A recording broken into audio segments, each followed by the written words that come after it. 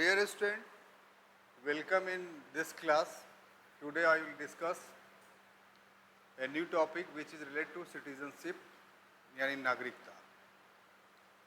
हम लोग आज नागरिकता से संबंधित मुद्दों को देखने जा रहे हैं। पिछले क्लास में हमने संविधान के भाग 1 में कुल 4 जो अनुच्छेद थे जो संघ और उसके राज्य क्षेत्र यानी union and it's state territory से संबंधित था, उसका अध्ययन किया था। आज के क्लास में भाग 2 यानी पार्ट 2 जो सिटीजनशिप से संबंधित है, रिलेटेड है, उसका हम लोग अध्ययन करने जा रहे हैं। तो आप लोग तैयार हैं? तो इसका अगर इंट्रोडक्शंस की बात करें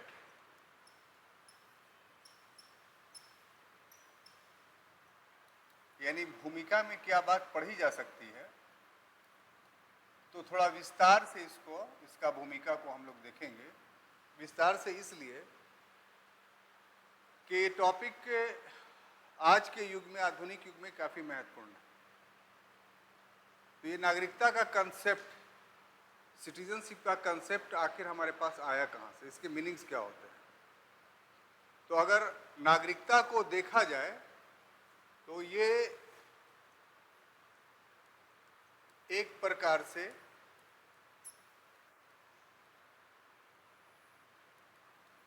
देश की सदस्यता का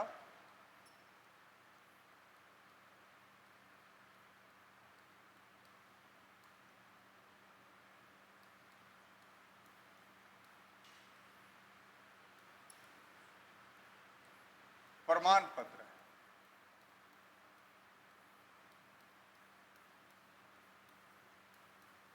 अगर सिटीजनशिप को हम लोग एक्सप्लेन करें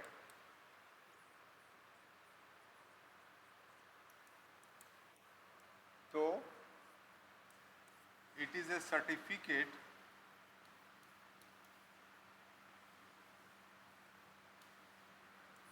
for member of a country.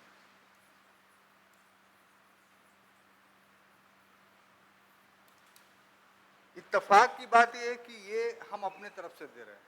हमारे संविधान में सिटीजनशिप को एक्सप्लेन नहीं किया गया है, डिफाइन नहीं किया गया है या परिभाषित नहीं किया गया है। क्यों नहीं परिभाषित किया गया है?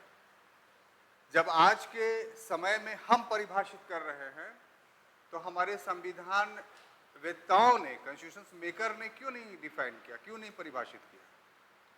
तो ऐसी परिस्थिति में दो प्रश्न बहुत ज्वलंत हैं। एक कि इसे क्यों नहीं परिभाषित किया गया संविधान में, और दूसरा ये कि यदि ये एक सर्टिफिकेट है मेंबरशिप ऑफ कंट्री के लिए, देश के सदस्यता के लिए, तो फिर इसका ओरिजिनेशंस यानी उद्भव कहाँ से हो रहा है। और जब तक इन दो प्रश्नों का उत्तर हम ना दे दें या आप ना समझ जाए, तब तक इसके अंदर की जो बातें हैं वो हम लोग को समझ में नहीं आएगी। तो शुरू करते हैं अपने दूसरे प्रश्न से, यानी इसका ओरिजिन यानी उद्भव कहाँ से होता है। तो ये एक पहली बात आप मान के चलिए कि एक आधुनिक संकल्पना है, एक मॉडर्न कंसेप्ट है सिटीजनशिप। इसका अगर एंशियंट या मिडिएवल रूट को हम लोग देखें तो एक शब्द से समझ सकते हैं कि उस समय एक शब्द इस्तेमाल होता था इस कंटेक्स्ट में, इस परिवेश में, अब वो शब्द था राजा एवं प्रजा। जो राज करता था उसको राजा बोलते थे, बाकी जितने लोग होते थे वो उसके प्रजा होते थे। उस समय के जो यातायात के साधन थे वो इस प्रकार का नहीं था कि लोग बहुत दूर की यात्रा करके अपने निवास स्थान को बदल सकते थे। इसलिए जो व्यक्ति जहां पैदा हुआ वो अधिकांशतः अपना मृत्यु वहीं को प्राप्त करता था। बहुत कम ऐसे लोग थे जिनमें व्यापारियों की संख्या थी, और व्यापारियों की संख्या अल्प होती थी, बहुत ज़्यादा नहीं, और वो भी व्यापार उस समय मध्यस्थता यानी मिडिलमैनशिप के माध्यम से होता था। यानी व्यापारी बहुत लंबी दूरी नहीं तय करता था, एक सामान कहीं पहुंचा दिया, वहां से दूसरा व्यापारी उस सामान को दूसरी जगह पहुंचाया। ये एक मध्यस्थता से, पार्टनरशिप के माध्यम से ये व्यापार अधिकांशतः संचालित होता था। तो इससे ये साबित होता है कि अधिकांशतः लोगों का जीवन और मृत्यु एक ही भूमि पर, एक ही स्थल पर होता था, और उस परिवेश में जो जहां पैदा लिया वो आज के कंटेक्स्ट में वहां का नागरिक हो गया। न इसके लिए राजा के द्वारा कोई सर्टिफिकेट दिया जाता था और न इसके बारे में कोई बंधन था। तो आखिर ये कंसेप्ट एक डॉक्यूमेंट्स के रूप में, एक लीगल राइट्स के रूप में, एक कॉन्स्टिट्यूशनल राइट्स के रूप में कहां से आया? तो इसका जड़ जो है वो कॉलोनियलिज्म और इंपीरियलिज्म। जब मॉडर्न टाइम में यूरोपियन कंट्रीज ने कॉलोनियलिज्म यानी उपनिवेशवाद और साम्राज्यवाद यानी इंपीरियलिज्म को बढ़ावा दिया, तो उनके मध्य में काफी संघर्ष हुआ, और यह संघर्ष लगभग 100 वर्षों तक तो निश्चित रूप से चला, द्विपक्षीय, त्रिपक्षीय। लेकिन अंत में 20वीं शताब्दी में यानी 20th सेंचुरीज में ये युद्ध जो है वर्ल्ड वाइड हो गया, जिसे हम लोग विश्व युद्ध या वर्ल्ड वार के नाम से जानते हैं। तो फर्स्ट वर्ल्ड वार 1914 से 1918 तक चलता है, और उसी के बाद ये कंसेप्ट उभर करके सामने आता है। दो प्रकार का कंसेप्ट उभर के सामने आता है। एक, बाउंड्रीफिकेशंस ऑफ ए कंट्री, यानी किसी देश का वैज्ञानिक सीमांकन, साइंटिफिकली रूप से उसके सीमा का निर्धारण करना। और इसी वक्त से आप देखते हैं कि दो देशों के बीच में सीमा रेखाओं का नामकरण भी हुआ, नेमनिफिकेशंस भी हुआ, जैसे हिंडनबर्ग रेखा, सिगफ्राइड रेखा, 47th parallel line, 49 parallel line, 37 parallel line. Bharat में जो है वो भारत और पाकिस्तान के बीच जो सीमा रेखा का निर्धारण हुआ फर्स्ट वर्ल्ड वॉर के बाद ही, उसको एक चीन से हुआ, उसको मैकमोहन रेखा बोलते हैं, और पाकिस्तान के बाउंड्री का जो हुआ, नाम भूल रहे हैं, थोड़ा सा आता है तो रेड क्लिफ लाइन। तो इस तरीके का निर्धारण हुआ। तो अब जो पहले भी निर्धारण होते थे सीमांकन का, लेकिन किसी पर्वत को, किसी नदी को, किसी प्राकृतिक स्थल को मान लिया जाता था कि इस देश की सीमा है। लेकिन अब एक एक इंच भूमि नाप करके बाजाबता तौर पे उसका फेंसिंग करके सीमा का निर्धारण हुआ। जैसे ही भारत पाकिस्तान के बॉर्डर पर आप जाइए तो देखिए क्या दोनों देशों का फेंसिंग किया हुआ है, तार से घेरा हुआ है कि इधर आपका भूमि है, उधर हमारा भूमि है। इसी ढंग से फ्रांस और जर्मनी के बीच जाइएगा तो पूरा देश ही बाउंड्री से घिरा हुआ है। जर्मनी जब दो भाग में बैठा तो दीवार खड़ा कर दी गई बहुत बड़ी, पूर्वी जर्मनी और पश्चिमी जर्मनी के बीच में। तो ये एक चीज फर्स्ट वर्ल्ड वॉर का रिजल्ट था। दूसरा रिजल्ट ये हुआ कि हर राज्य ने अपने देश को रहने वाले लोगों को नागरिक कहना शुरू किया और नागरिकता का प्रमाण पत्र देना शुरू किया। आज आप हमारे देश में नागरिकता का प्रमाण पत्र का कोई डॉक्यूमेंट्स नहीं है, ये अलग बात है, सुप्रीम कोर्ट ने कहा है कि आप कीजिए, लेकिन बाकी किसी भी देश में जाइए आप जो विकसित अपने आप को कहलाते हैं, वहां के हर नागरिक के पॉकेट में एक कार्ड होगा और उस कार्ड में उसका पूरा विवरण, और इस ढंग से नागरिकता सर्टिफाइड हो रही है, प्रमाणित हो रही है। और इस ग्राउंड पे आप एक देश से दूसरे देश में बिना उस देश के अनुमति के नहीं जा सकते, जिसको हम लोग क्या कहते हैं, वीजा सिस्टम, यानी अनुमति पत्र। तो ये सारी चीजें 20वीं शताब्दी की देन है, हम ये बताना चाहते हैं। और उसके पीछे वैश्विक युद्ध जो था वो सबसे बड़ा कारण था। जनसंख्या बढ़ी, भूमि का महत्व बढ़ा, देशों ने अपने आप को सीमांकन करना शुरू कर दिया। वरना 20वीं शताब्दी से पहले किसी को किसी दूसरे देश में जाना होता था तो कोई वहां से अनुमति लेने की आवश्यकता नहीं होती थी। बहुत होता था तो हर देश का जो प्रमुख नगर होता था ना, तो उस नगर को चहारदीवारी से घेर दिया जाता था और उसमें गेट होता था जो रात में बंद किए जाते थे। और कोई बाहरी व्यक्ति होता था तो वहां के दरोगा को या कोतवाल को एक रजिस्टर रहता था, उसमें एंट्री करवाना पड़ता था कि हम बाहर से, मेरा नाम ये, हम आए हैं, इतने दिन रुकेंगे। कोई प्रमाण पत्र की आवश्यकता नहीं होती थी।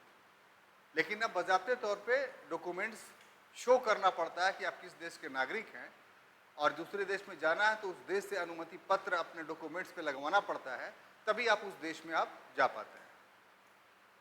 तो यहां से बाज़ाब्ते तौर पे नागरिकता का उदय हम लोग मान सकते हैं। लेकिन इंडियन कॉन्टेक्स्ट में अगर बात किया जाए तो ब्रिटिश शासन काल में आप कब से कहेंगे कि नागरिकता का कंसेप्ट उभर करके सामने आया?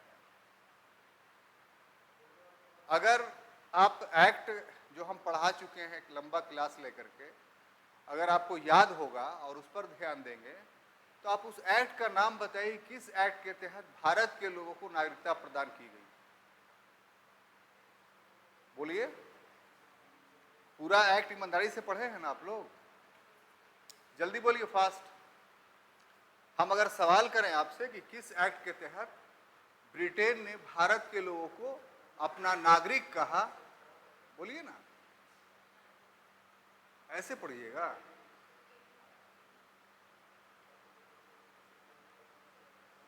ऐसे नहीं पढ़ाई होगी सर। एक तो आप लोग नागा कर रहे हैं, पहले आपने वादा किया था, अभी आधा क्लास नागा किए हुए हैं कि नहीं? शादी बारात एक दिन होती है, जाइए, कोई बात नहीं, ये क्या 10-10 दिन शादी कीजिएगा? जल्दी बोलिए। 1858 के महारानी विक्टोरिया की घोषणा पढ़ाए हैं तो बोलने में शर्म क्यों आ रही है? ईयर 1858 का 1 नवंबर 1858 डिक्लेरेशन ऑफ महारानी विक्टोरिया। उसने क्या कहा था कि आज से इस देश के सारे नागरिक ब्रिटेन के नागरिक हैं। तो इसको आप बोलिएगा ना कि नागरिकता मिली, नागरिक शब्द इस्तेमाल किया गया। तो इस तरीके से हम लोग शुरुआत कर सकते हैं कि इंडियन लोगों को, या कह लीजिए कि इंडिया में सिटीजनशिप्स का जो ओरिजिन हो रहा है, उद्भव हो रहा है, वो कब से हो रहा है? Declarations of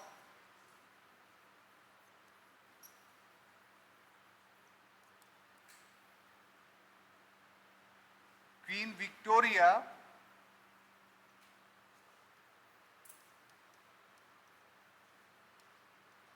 on 1st November 1858। ये हम लोग कह सकते हैं ना। इसका हिंदी क्या होगा? महारानी विक्टोरिया के 1 नवंबर 1858 की घोषणा। लिख दें कि लिख लीजिएगा? ये हिंदी लिख दूं? लिख लीजिए। महारानी विक्टोरिया के 1 नवंबर, लिखिए, महारानी विक्टोरिया के 1 नवंबर 1858 की घोषणा। नहीं, बहुत जरूरी है ये, इसलिए कि बाद में आप लोग शिकवा शिकायत करने लगते हैं। हो गया ये? इतनी समझ में आ गई? अब देखिए कि ये बहुत मजबूती के साथ आप कह सकते हैं। ये बात ये नहीं कि फॉर्मली आप कह रहे हैं कि एक एक्ट था जिसके माध्यम से था तो हम लोग वहां के नागरिक, नहीं, ये एक लीगल राइट्स बन गया। क्योंकि ब्रिटेन का जो कॉन्स्टिट्यूशनल प्रोविजंस था, जो लीगल प्रोविजंस था, उसमें यह था कि पार्लियामेंट कोई भी एक्ट बनाती थी तो वो क्वीन या किंग के सिग्नेचर के बाद ही वो एक्ट कहलाता था, कानून कहलाता था, पहले नहीं।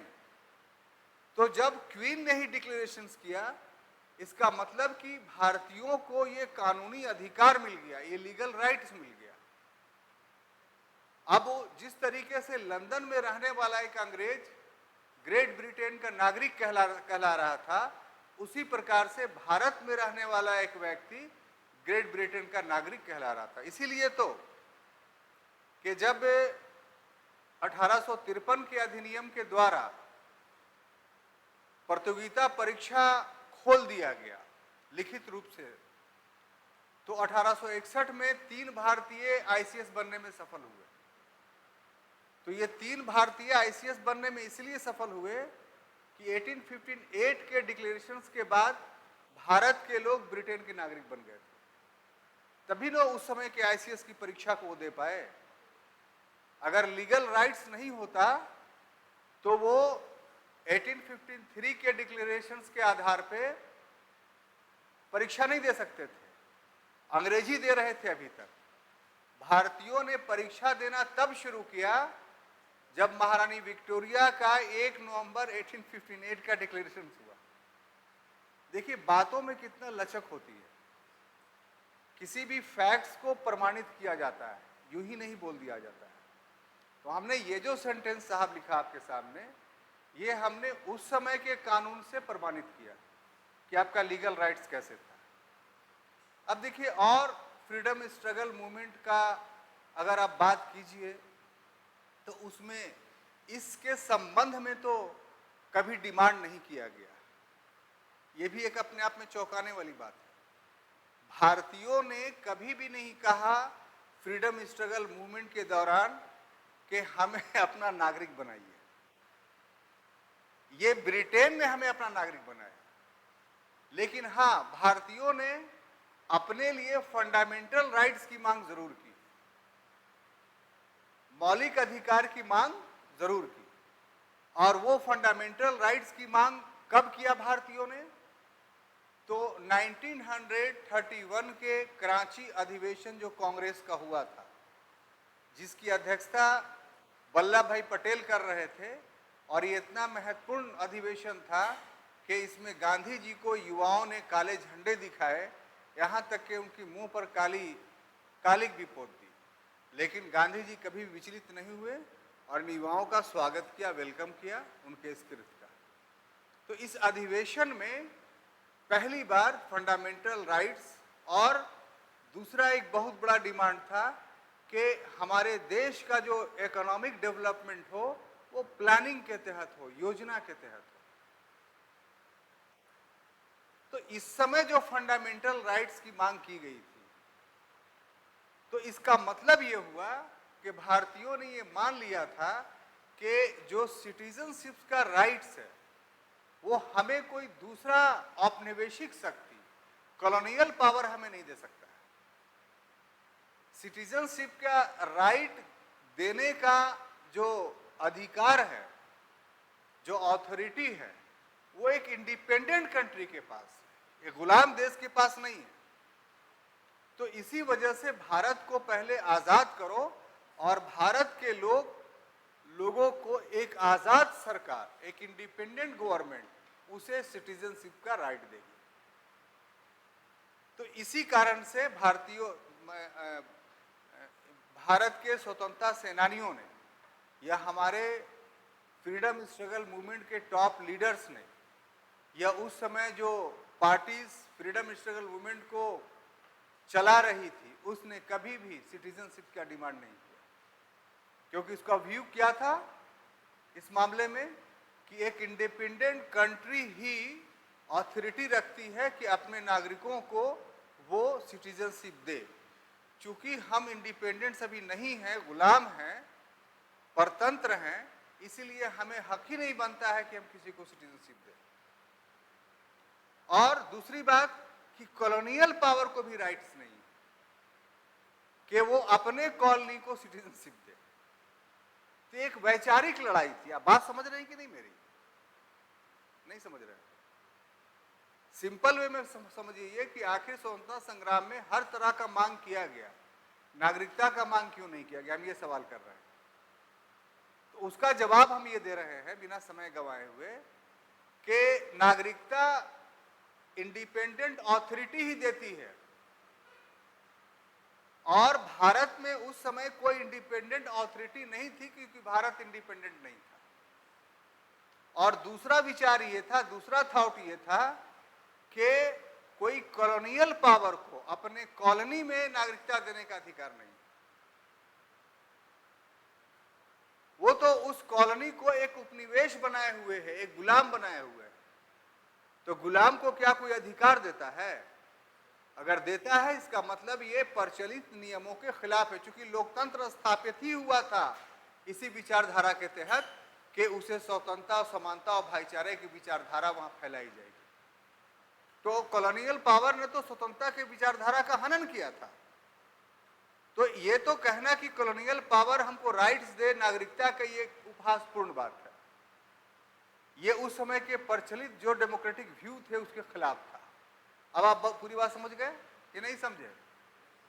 अब लग रहा है आपका चेहरा कि हाँ, हम जो कहना चाहते थे वो समझ गए। तो इतनी बातें हो गई। अब जो अगली बातें हमें आपको बतानी है वो ये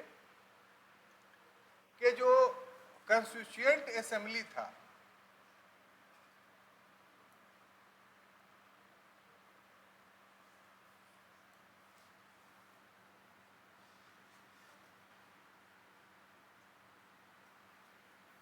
यानी जो संविधान सभा था,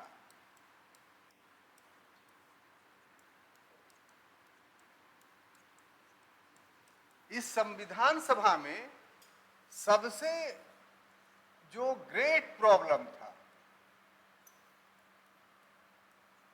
सबसे जो बड़ी समस्या थी, वो जानते हैं क्या थी? बोलिए। सबसे बड़ी समस्या थी सिटीजनशिप।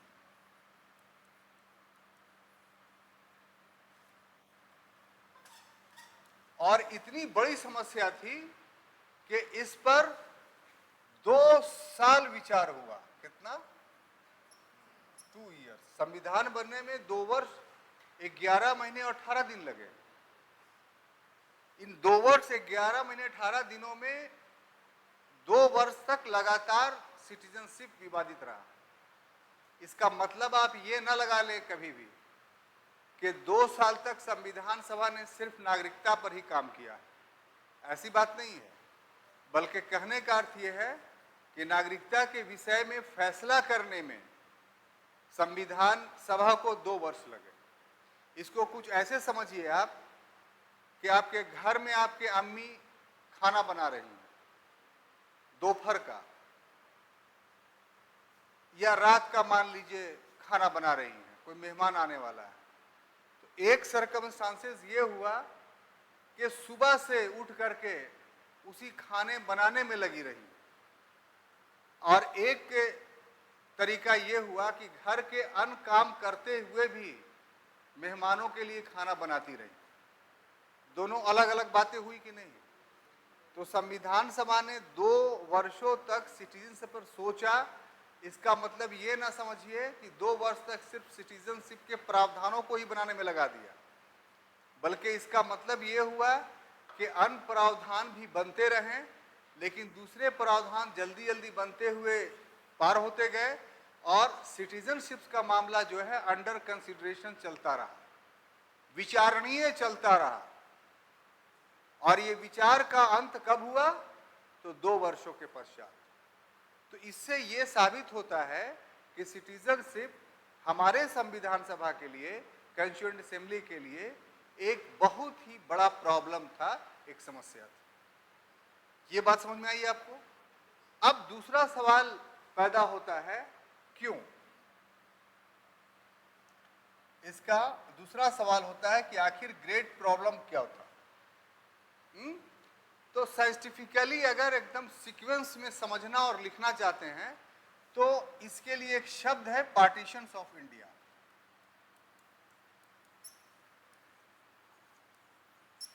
अभी अभी हम शुरू में आपको बता चुके हैं भारत का विभाजन, इसका हिंदी होगा भारत का विभाजन, के हमारे संविधान में हमने डिफिनेशंस लिखा, कोशिश किया कि आपको डिफिनेशंस लिख दिया जाए।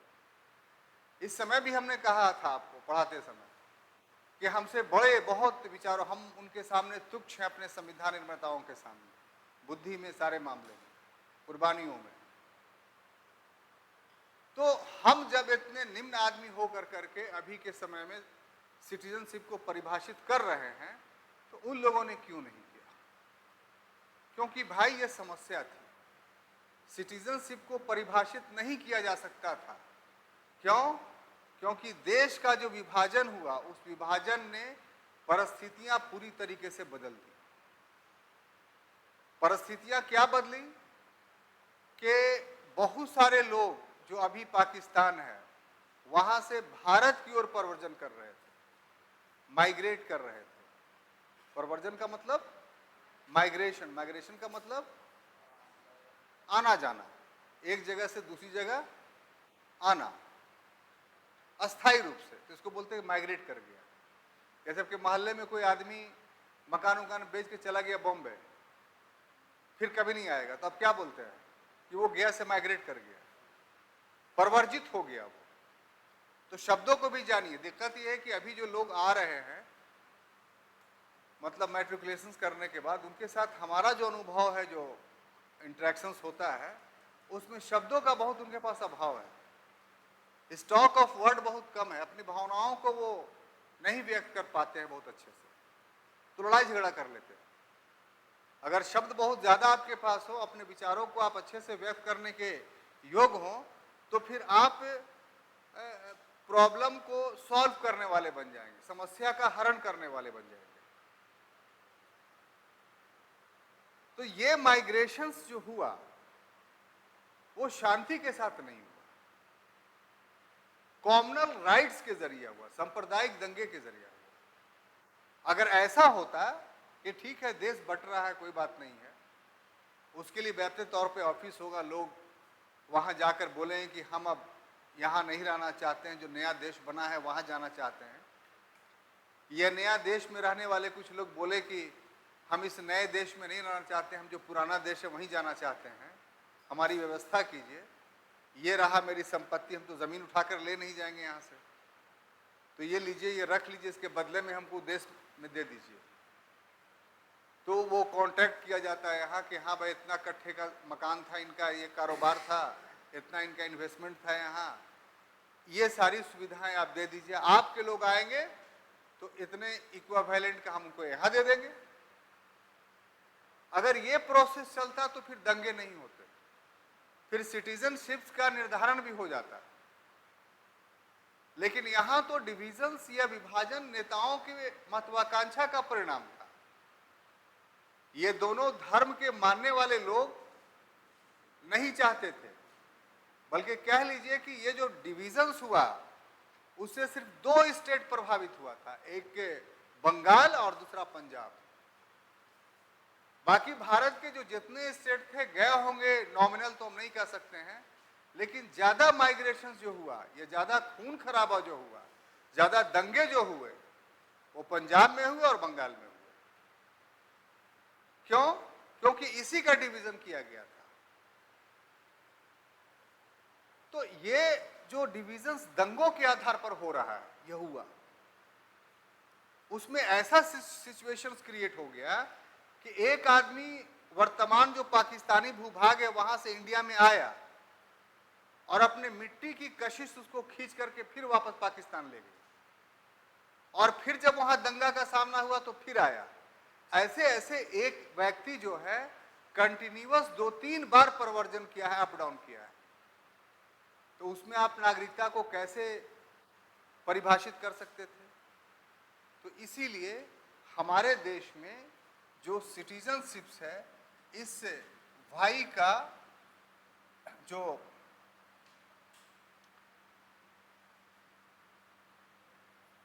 समाधान किया गया, रिजॉल्व किया गया, वो इस ढंग से कि who are the citizens of India। यानी परिभाषा के जगह पर कहा गया कौन भारत का नागरिक है। बात समझ में आई साहब? ना कि परिभाषित किया गया। न कि परिभाषित किया गया। अब बात समझ में आई? बोलिए साहब, नहीं आई? हम कह रहे हैं ये कि हमारे संविधान में परिभाषा नहीं दी गई नागरिकता की। क्यों नहीं दी गई? कि पार्टीशंस की वजह से दंगे हो रहे थे, लोग एक देश से दूसरे देश में कंटिन्यूसली भाग दौड़ कर रहे थे, स्टेबल नहीं रह रहे थे, तो फिर किसे परिभाषित करके नागरिकता देते? अगर परिभाषा कह लेते कि रहने वाले सभी लोग नागरिक हैं, तब तो उस समय बहुत सारे लोग ऐसे होते जो कि दोनों देश के नागरिक बन जाते, भारत के भी और पाकिस्तान के भी। तो ये तो डुअल सिटीजनशिप हो जाती, और हमारे संविधान बनाने वाले डुअल सिटीजनशिप के समर्थक नहीं हो रहे थे। तो इस समस्या के समाधान के लिए यह कहा गया कि कौन नागरिक होगा, इस प्रश्न का जवाब दिया गया, और इसके लिए संविधान में कुल 3 अनुच्छेद का प्रोविजन किया गया। अब समझ में आ गई बात? वो 5, 6, 7 माने 4, 5, 6, 7, 8 जो आर्टिकल नंबर है, उस आर्टिकल नंबर में यही कहा गया कि who will be the citizens of India, कौन भारत के नागरिक होंगे, न कि उसे परिभाषित किया गया जैसे हमने ये परिभाषा दी कि सिटीजनशिप क्या है, तो एक कंट्री का मेंबर बनने का सर्टिफिकेट है, और ये अपने आप में सही है। लेकिन इस प्रकार का सर्टिफिकेट नहीं दिया गया स्वतंत्रता के समय में। इस प्रकार का सर्टिफिकेट का प्रोविजन कॉन्स्टिट्यूएंट असेंबली ने, जो पार्ट 2 है, भाग 2 है नागरिकता से संबंधित, उसमें कहीं पर नहीं दिया गया है। और इसलिए नहीं दिया गया है कि उस समय की परिस्थिति के अनुसार यह देना संभव नहीं था। तो सिर्फ ये बताना संभव था कि कौन नागरिक हमारा है। अब तो समझ गए बात 100%? तो इसको मिटाऊं? मिटा दो, लिख लिए। तो अब देखिए, हम टॉपिकली आते हैं कि एक हेडिंग बनाते हैं कि नागरिकता के संबंध में संवैधानिक प्रावधान। आप लोग नए कौन है? आप हैं? क्या मीडियम है आपका? इंग्लिश है। तो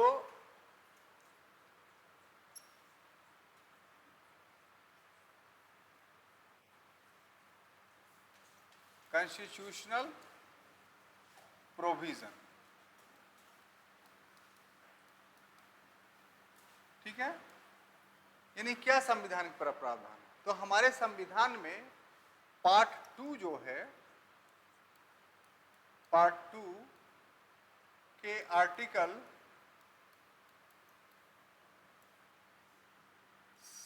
5 से लेकर के 11 तक में, यानी भाग 2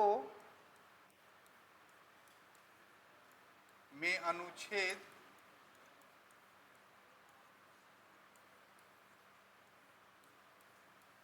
5 से लेकर के 11 तक में जो है वो नागरिकता के संबंध में प्रावधान है। इसलिए हम कह सकते हैं कि जो नागरिकता के संबंध में हमारे यहाँ प्रावधान है वो एक संवैधानिक प्रावधान है, वो एक। और अगर हम ये कह दें कि नागरिकता के संबंध में हमारे देश में संवैधानिक और वैधानिक दोनों प्रावधान है, तो आप इस सेंटेंस को सही कहेंगे कि गलत कहेंगे? बोलिए साहब। देखिए, हमसे बात कीजिए ना, हमसे बात करके हमारे प्रश्नों का उत्तर दीजिए। हम अगर ये कहें कि citizenship is a constitutional and legal rights both, यानी हमारे देश में जो नागरिकता है वो कॉन्स्टिट्यूशनल और लीगल राइट्स दोनों है, यानी संवैधानिक और वैधानिक अधिकार दोनों है। या दोनों तरह के प्रावधान किए गए हैं? बोलिए साहब। हैं? हाँ, तो दोनों है तो फिर इसका बताना पड़ेगा ना कैसे, हाउ।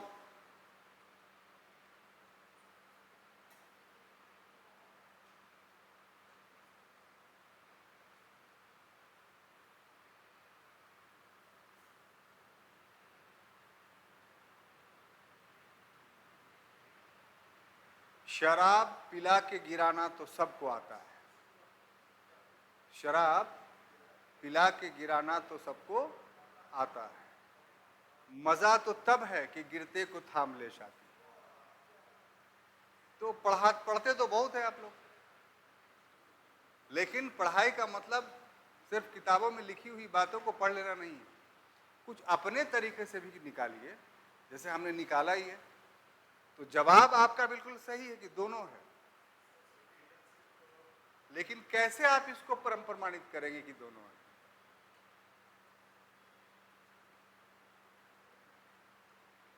कुछ अपना दिमाग लगाइए, आप भी पढ़ के आए हैं, मतलब पहले कुछ पढ़े होंगे तो 9th-10th में। चलिए, तो उस पढ़ाई से तो इसका जवाब नहीं दे पाइएगा। आप लोग तो पुराने हो गए हैं, आप लोग भी नए हैं और फर्स्ट क्लास है, तो बोलिए कुछ। नहीं बोल सकते, आप बोलिए।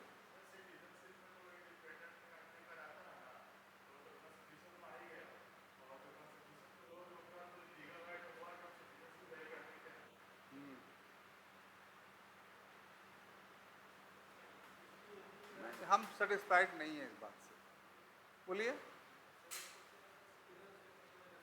अरे भैया मेरे, अगर आप पढ़ के आते बढ़िया बढ़िया से तो सीधे सीधे ये बोलते कि संविधान के भाग 2 में अनुच्छेद 5 से 11 तक प्रावधान है, इसीलिए इसको संवैधानिक प्रावधान बोलते हैं।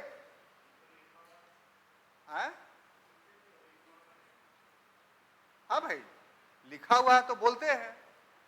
अब उसमें घुसा दिया वैधानिक यानी लीगल राइट्स, तो वो कैसे कि संविधान के अनुच्छेद 11 में ही प्रोविजंस है कि भविष्य में नागरिकता के संबंध में यदि कोई कानून बनाने की आवश्यकता पड़ेगी तो संसद को यह अधिकार है कि वो कानून बनाएगी।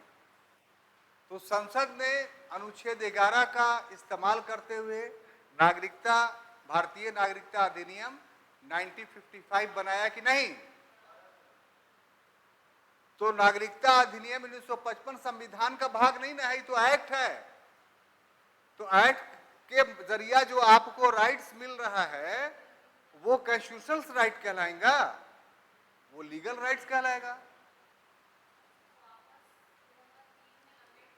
अमेंड तो 2003 में किया, 86 में भी किया गया, 93 में भी किया गया, 2003 में भी किया गया, 5 में भी किया गया, 19 में भी किया गया, लेकिन मूल कानून तो 1955 में ही बना, उसी में संशोधन हुआ। तो उसी के तहत ना आप अभी वर्तमान समय में भारत के नागरिक हैं। आप संविधान के अनुसार भारत के नागरिक नहीं हैं, पता है कि नहीं आपको? आप कानून के अनुसार भारत के नागरिक हैं।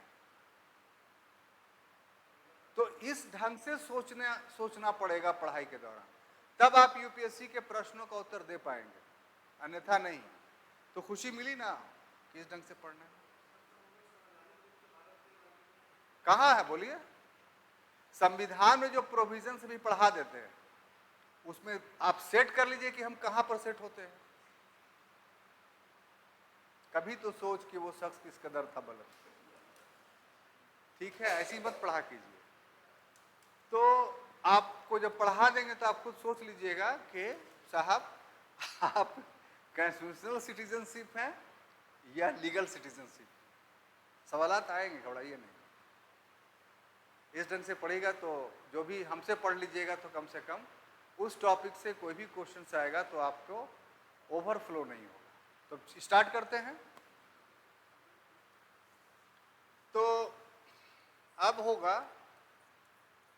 आर्टिकल 5, यानी अनुच्छेद 5। ठीक है, ये क्या कहता है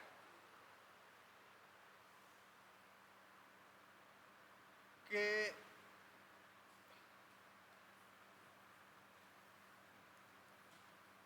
citizenship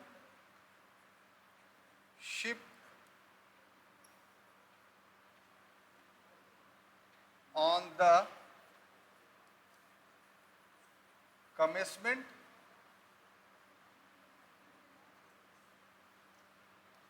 of constitutions, यानी संविधान के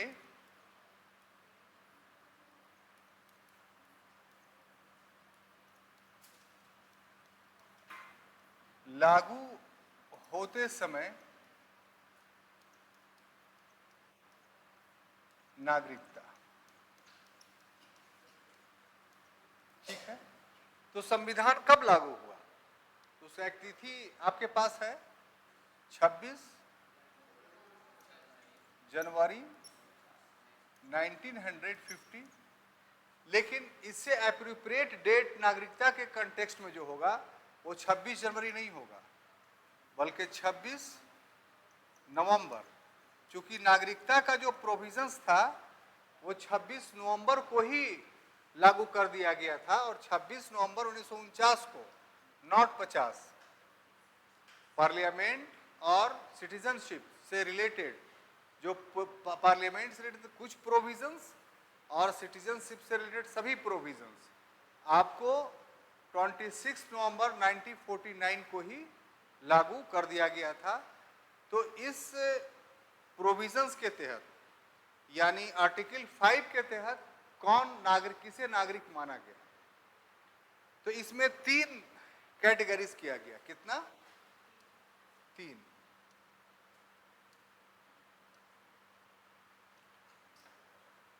उसमें पहला बताया गया कि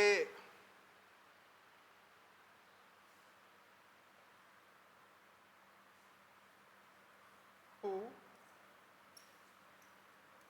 born in India, जो भारत में जन्मे। दूसरा प्रोविजंस था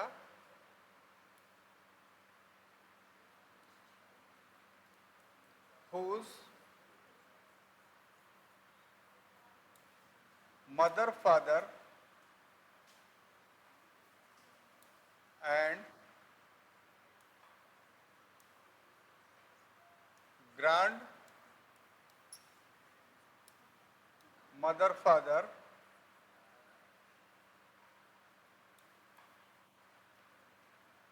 born in India।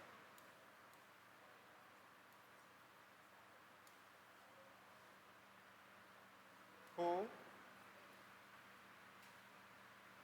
was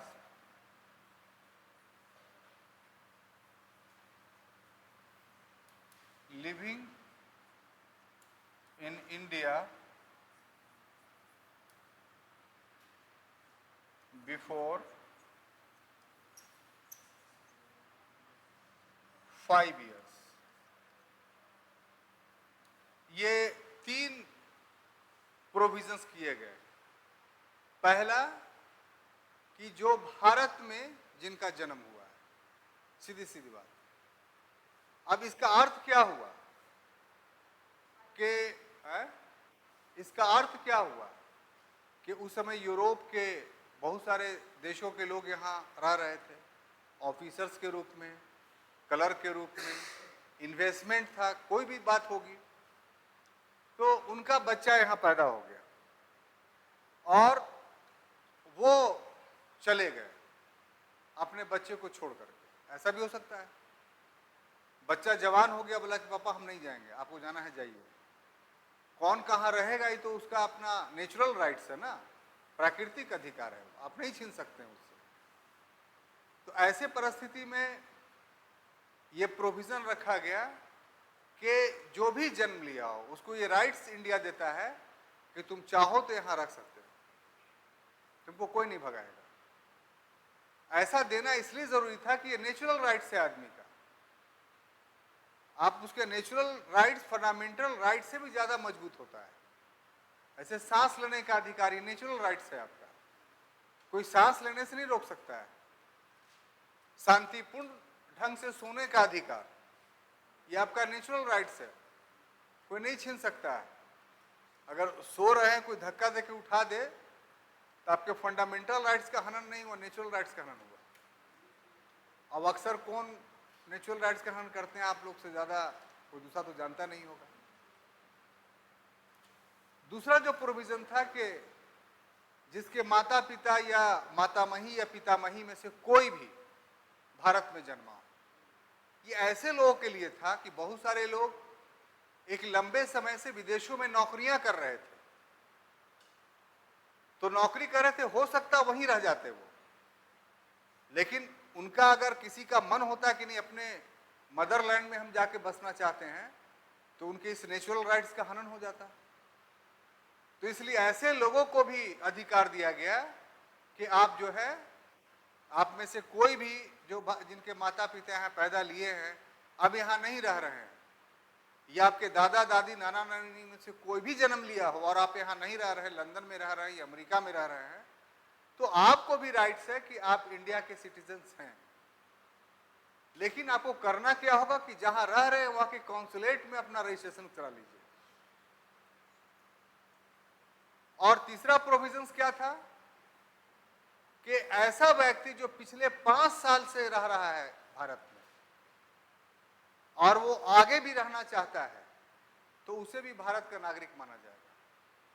यानी टोटल ऐसे लोगों के लिए था जो बेसिकली फॉरेनर थे, यहां के नहीं थे। और ये देना क्यों जरूरी था आप पूछेंगे, तो इसलिए कि भारत में ब्रिटेन का कब्जा सिर्फ 64% लैंड पर ही था, बाकी प्रिंसले स्टेट थे और कुछ इलाका पुर्तगीज और फ्रेंच कंपनी के अधीन था। तो वो तो नहीं जा रहे थे, उनसे तो आप आजादी नहीं ले लिए थे अभी, तो वहां भी लोग रह रहे थे।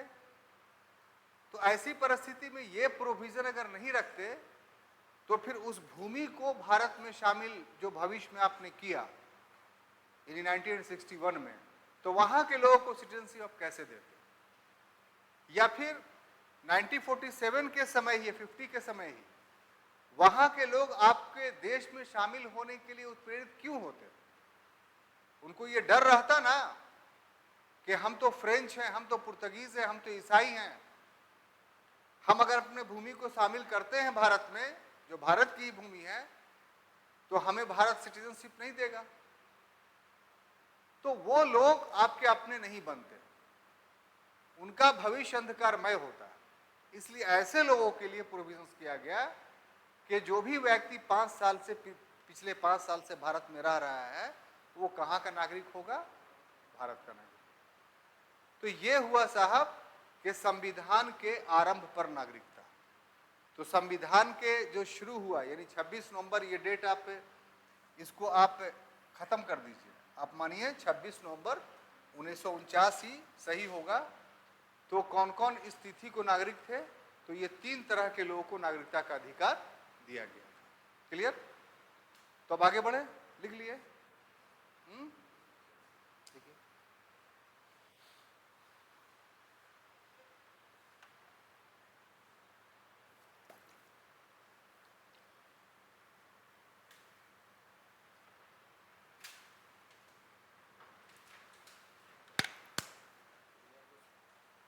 हाँ बोलिए। हाँ ले लीजिए। अब बिठाऊं?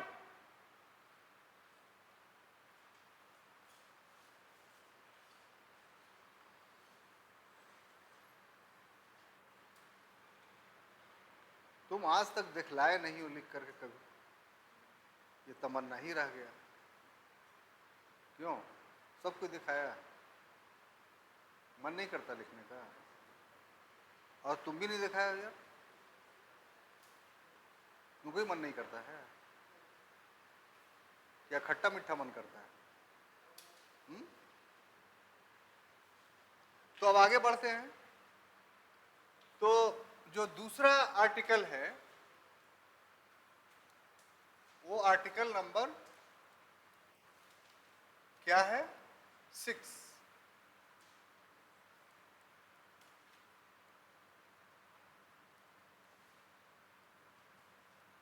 ये 6 क्या कहता है?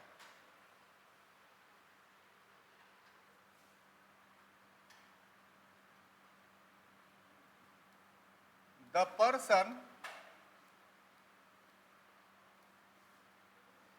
who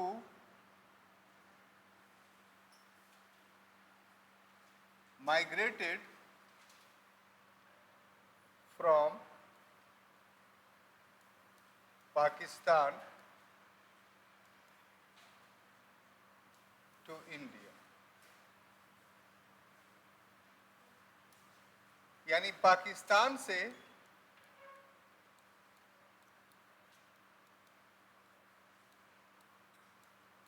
भारत को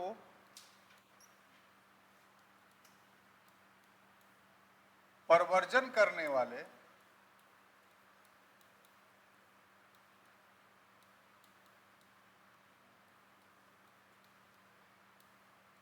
लोगों को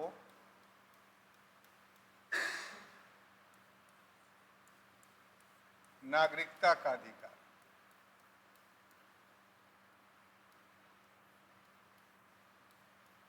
अब बात समझ में आई कि आर्टिकल 6 कह रहा है कि जो लोग पाकिस्तान से भारत चले आए उनको भारत नागरिकता देगा। हाँ, सिर्फ। तो अभी शुरू के लेक्चर्स में ही ना था कि समस्या हमारे पास क्या थी कि डिवीजन हो गया था और दंगे हो रहे थे हिंदू मुसलमान का। तो ऐसे में जो पाकिस्तानी भूभाग के हिंदू थे, मुख्य रूप से सिख थे कह लीजिए, तो वो दंगे के शिकार हुए। जो भारतीय पंजाब या भारतीय बंगाल का जो मुसलमान था वो दंगे का शिकार हुआ। तो वहां से यहाँ लोग आ रहे थे और यहाँ से लोग वहां जा रहे थे। तो पाकिस्तान से जो लोग आएंगे उन्हीं को हम नागरिकता देंगे? पाकिस्तान उनको देगा जो भारत से वहां गए। तो इसलिए हमारे अध्ययन का विषय ये होना चाहिए कि पाकिस्तान से जो लोग आए हैं उन्हें नागरिकता दिया जाए। तो इसके लिए जो है ना 2 प्रावधान किए गए। कितना? 2। एक प्रावधान किया गया कि जो लोग इस तिथि से यानी बिफोर 19 जुलाई 1948 तक चले आए या उसके पहले आए, और दूसरा कि आफ्टर 19 जुलाई 1948, और दूसरा ऐसे लोग थे जो 19 जुलाई 1948 के बाद आए। तो दोनों लोगों को नागरिकता का अधिकार दिया गया, लेकिन एक अंतर के साथ। उस अंतर को आपको देखना है। जो पहले आ गए वो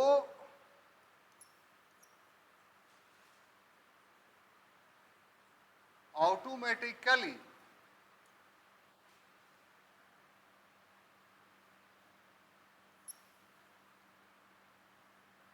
became the citizen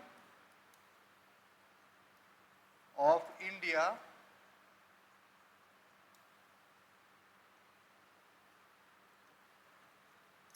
after producing a migration certificate. वहां से जो लोग आ रहे थे तो वहां पाकिस्तान गवर्नमेंट उसको सर्टिफिकेट दे रहा था कि ये लीजिए आप जाइए। एक छोटा सा कागज रहता था, तो बस यही प्रमाण था कि वहां से आए, वरना दूसरे देश से भी तो आ सकते थे। अब बोलते कि हम पाकिस्तान से आ रहे हैं, तो कुछ तो प्रमाण रहना चाहिए। तो सिर्फ यही कि वहां से जो आ रहे थे तो कुछ तो आपके पास पाकिस्तान का होगा ना भाई, उस धरती का कुछ ना कुछ डॉक्यूमेंट्स होगा, तो उसी को हम माइग्रेशन मान लेंगे। तो आप दिखला दिए कि हम वहाँ थे, मान लिया आप मैट्रिक किया या आईए किया या वहाँ कोई सर्टिफिकेट आप इशू करवाए, वो था ब्रिटिश गवर्नमेंट के अंदर ही, लेकिन उस जगह का तो एड्रेस होगा कि कराची के थे, लाहौर के थे, तो यहाँ मान लिया जाए कि आप वहाँ से माइग्रेट कर कर आए, तो उसी को जो है migration certificate government of India ने मान लिया। तो अगर इस तिथि से पहले आए हैं तो आपको सौम्यो यानी ऑटोमेटिकली यहाँ के सिटीजन आप हो गए, किसी तरह का प्रॉब्लम नहीं होगा। लेकिन इसके बाद यदि आए हैं तो you had to resided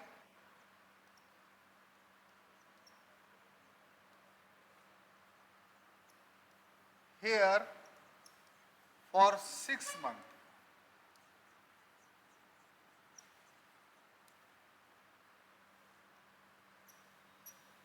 and after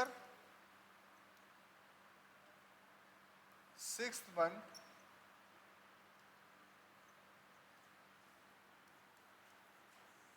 you had to get registration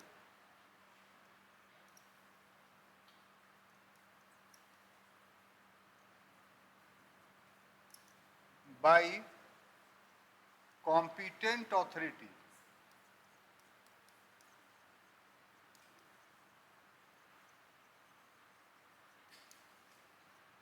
ठीक है।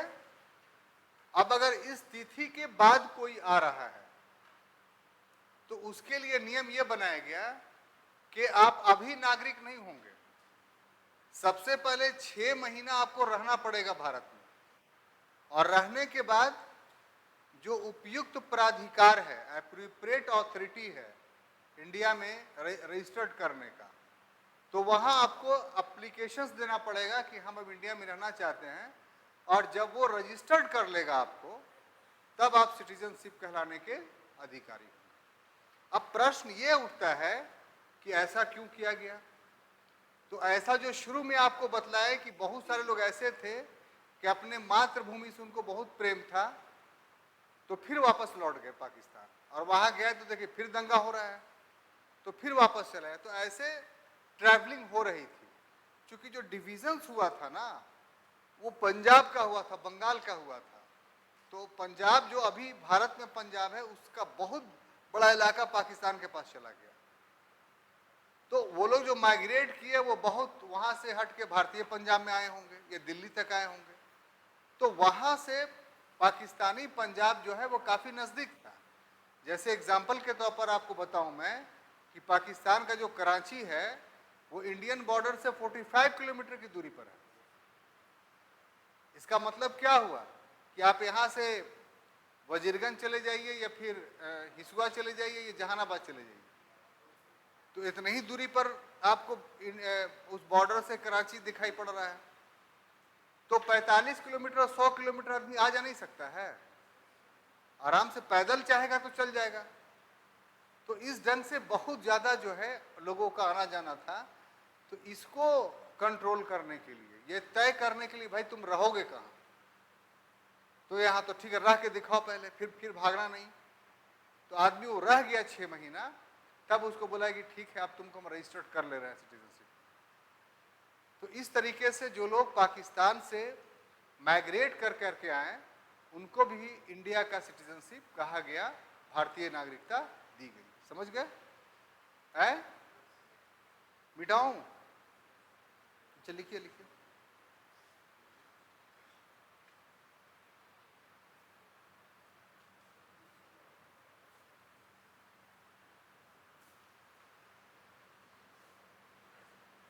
देखिए जितना बोल रहे हैं सब लिख के रखिए घर में, पहले बोल दे रहे हैं, नहीं तो भूल जाइएगा और फिर बाद में हमसे ही पूछिएगा तो हम नहीं बता पाएंगे। ठीक है? जो भी किसी को बहुत सारा चीज नई नई बात आपको बताते हैं, तो उन सभी नई बातों को अपने कॉपी में आप जगह दीजिए, लिखिए और लिख के रखिए।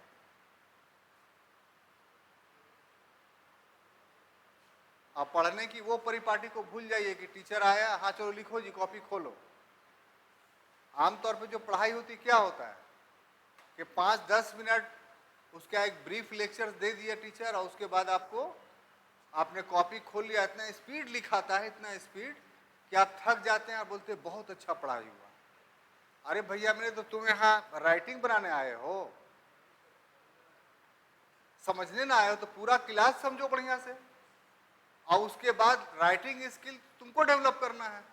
हमारे डिक्टेशन से ई का पहला, दूसरा और चौथा 5वां क्लास है कि हम डिक्टेशन कराएं। तो इस चीज से निकल, ये तो मेरे लिए बहुत आसान चीज था आपको नोट्स लिखवाना। हम चुपचाप वहां पे बैठ जाते, तो किताब लेके चले आते, और हमको 5 मिनट बोलने में क्या दिक्कत होता? कोई दिक्कत नहीं होता, और आराम से वहां पर बैठ करके और लिखवाते रहते, आप भी खुश रहते। लेकिन आपको क्या मिलता? फिर घर पे जाए क्या करते? उसी को जो है फेयर करते एक दूसरे कॉपी में। तो पढ़ाई की जो पारंपरिक परिपाटी थी, हम उससे आपको निकालना चाहते हैं। जिस तरीके से हम आपसे मेहनत करते हैं, हम भी आपसे अपेक्षा करते हैं कि आप भी हमारे लिए मेहनत कीजिए, और जो भी लिखते समझाते हैं उसको आप पेन डाउन कीजिए, पेन से लिखिए अपने कॉपी पे, उसको दिखाना हो दिखाइए, नहीं दिखाना मत दिखाइए। इसलिए कि आप भी जो है इतने क्या बोलते हैं, अयोग्य नहीं है कि आप क्या लिख रहे हैं आपको नहीं पता चलेगा। लेकिन इतना जरूर है कि आप लिख करके रखिए सारी चीजें। तो अब आगे बढ़ते हैं।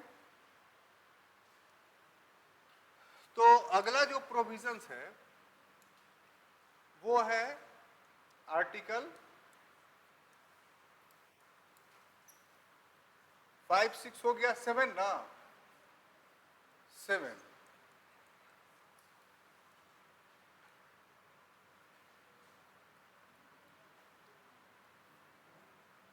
Those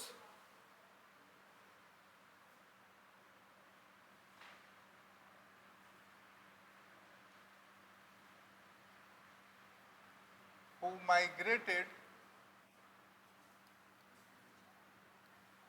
to Pakistan,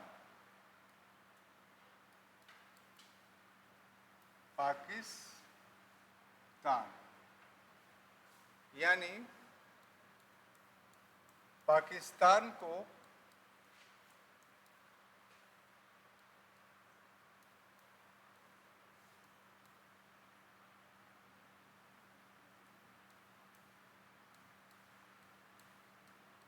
परवर्जित करने वाले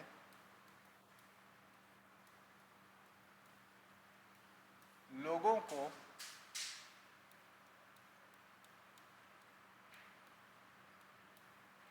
नागरिकता का अधिकार।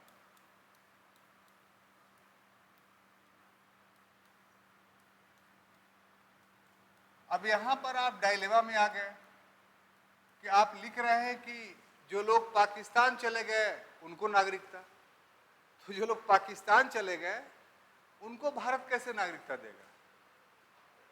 है? पाकिस्तान देगा। लेकिन यहां तो अनुच्छेद 7 ये कह रहा है, साफ उठाइए अगर इंडेक्स में देखिए तो उसमें लिखा हुआ कि पाकिस्तान को परवर्जन करने वाले लोगों को नागरिकता का अधिकार। तो इसका अर्थ आप क्या लगाएंगे? प्रॉब्लम हो गया आपके लिए। तो इस प्रॉब्लम के सॉल्यूशंस के लिए जो है आपको इस अनुच्छेद का हिस्टोरिकल बैकग्राउंड बताना पड़ेगा कि आखिर ये अनुच्छेद किस ऐतिहासिक परिदृश्य में शामिल किया गया, तब आपको याद होगा और तब आपको समझ में आएगा। देखिए, जो इसके पहले वाला था वो एक्चुअली में वो प्रोविजंस प्रैक्टिकली वेस्ट पाकिस्तान जो था वो उसके लिए था। ईस्ट पाकिस्तान उस समय का आज का बांग्लादेश में दूसरे तरह का प्रॉब्लम हो रहा था, दूसरे तरह का यहाँ लिंग्विस्टिक प्रॉब्लम था, भाषाई समस्या थी। वेस्ट पाकिस्तान में लोग वहां से जो हिंदू थे, यानी मुख्य रूप से सिख हिंदू भी थे, सिंध के वाले भाग वाले तो हिंदू ही थे, पंजाब वाले भाग में अधिकांश सिख थे, वो आए थे। उनके लिए नागरिकता का प्रोविजन किया गया था। और जो ईस्ट पाकिस्तान है तो वो मुस्लिम बहुल वो भी था, लेकिन कैसा मुसलमान था वो भाषाई रूप से वेस्ट पाकिस्तान से हटकर था। जो ईस्ट पाकिस्तान था वो बंगला प्रोन एरियाज था, बंगला भाषी था। तो जो बिहार, यूपी, ये सब एरिया के मुसलमान जो ईस्ट पाकिस्तान गए तो उनको उन मुसलमानों को मुस्लिम दंगाइयों का ही सामना करना पड़ा। यानी वहां जो कॉमनल राइट्स हुआ वो सिख वर्सेस मुस्लिम या हिंदू वर्सेस मुस्लिम नहीं हुआ। वहां जो दंगा हुआ वो मुस्लिम वर्सेस मुस्लिम हुआ। क्या आप जानते थे इस बात को? नहीं जानते, इसलिए जाना कीजिए। तो वहां जो दंगे हुए उसका आधार रिलीजन्स नहीं था। कितनी खूबसूरत बात। वहां आधार लिंग्विस्टिक था, भाषाई था। दोनों थे मुसलमान, लेकिन भाषाई आधार पे एक उर्दू बोलते थे या हिंदी बोलते थे और दूसरा बंगला बोलता था। और उनमें कट्टरता इतना थी कि सौधर्मी होने के बावजूद भी भाषाई विभेद के कारण उन्होंने एक्सेप्ट नहीं किया। तो ऐसे मुसलमान गए तो, लेकिन उनको बैरन लौट आना पड़ा, वापस लौट आना पड़ा। तो उन्हीं के लिए स्पेशली ये प्रोविजंस किया गया। तो अब तो आपको समझ में आ गया होगा, आप कहीं भूलिएगा नहीं। तो इसका ये है कि इसके अंतर्गत जो बातें थी कि एक डेट दिया गया 1 मार्च 1947 के 1 मार्च 1947 तक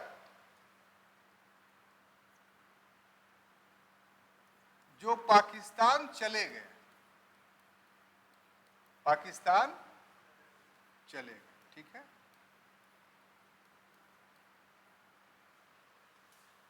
यानी हु माइग्रेटेड टू पाकिस्तान,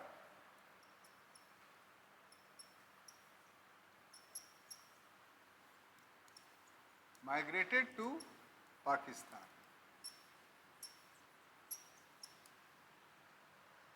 जाने को तो चले गए, लेकिन किसी अनुज्ञा का मतलब हुआ परमिशंस। अनुज्ञा का इंग्लिश क्या होगा? परमिशन। परमिशन के तहत वापस आ गए। वापस कहां आए? इंडिया। अब वहां दंगा होने लगा तो भारत सरकार ने कहा भाई गए हो चले आओ। ऐसे लोगों के लिए प्रोविजन करते हैं कि वो आ जाएं, मरेंगे काहे के लिए वो। तो ऐसे लोगों के लिए परमिशन दिया गया, अनुज्ञा दिया गया। और ऐसे लोग जो वापस आए वो कब? तो यहां भी वही होगा। डेट कितना था? 16 ना था कि 19 था? 19 सॉरी 19 जुलाई